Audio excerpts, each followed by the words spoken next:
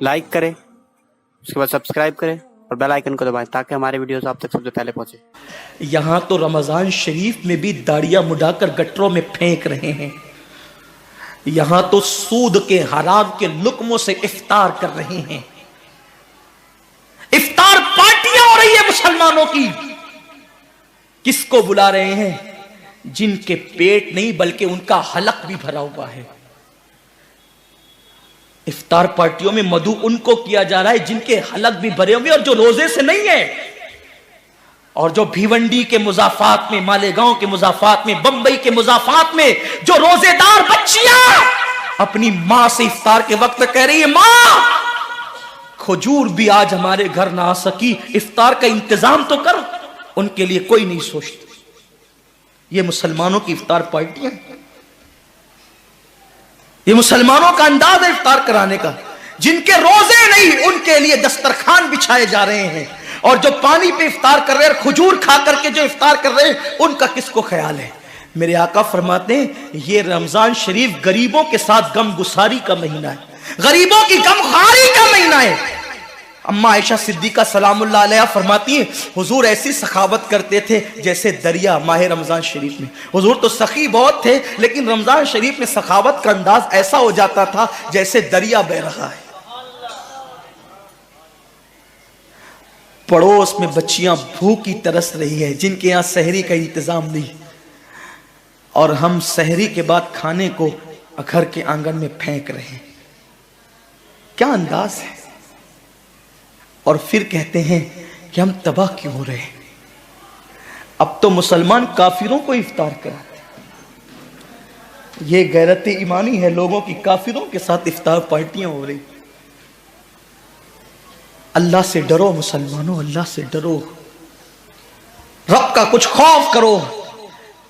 अगर तुमने हलक तक खाने वालों को खिलाया और उन गरीबों को सिसकियां लेने पे छोड़ दिया, तो कयामत के दिन कहीं ऐसा ना हो कि तुम्हारे रोजे तुम्हारे मुंह पे मार दिए जाएं। अल्लाह के रसूल ने नहीं फरमाया कि जो पेट भर के खा के सो जाए और उसका पड़ोसी भूखा हो, ऐसा बंदा कामिल मोमिन नहीं हो सकता। हमने हुजूर की सुन्नत को तर्क कर दिया, बल्कि मेरे करीम आका ने तो यहां तक फरमाया अगर गरीब बस्ती में रहते हो और सालन की खुशबू सालन पकते वक्त 4 घरों में पहुंच जाए, तो थोड़ा सा पानी ज्यादा डाल दिया करो, क्योंकि जिनके घरों में खुशबू पहुंची है उनके घर तक सालन पहुंचा दिया करो। अगर उनका दिल उस खुशबू से टूट गया तो अल्लाह तबारक व तआला उस मामले में भी तुमसे पूछ गछ कर सकता है। फिक्र कहाँ है?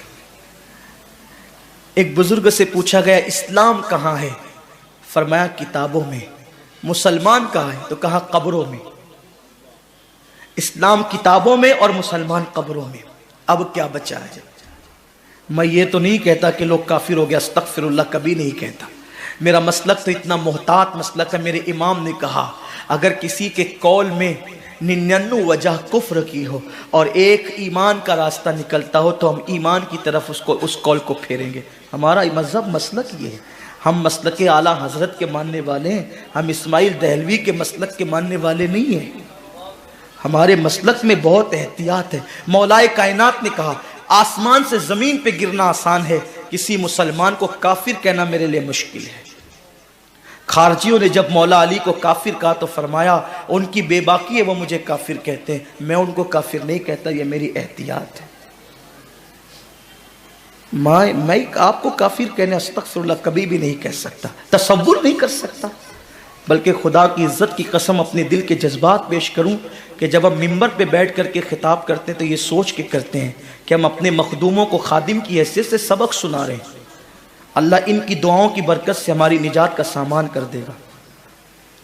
हमारा तसव्वुर ये होता है, हम इस तसव्वुर के साथ आपके पास बैठते हैं और आते हैं।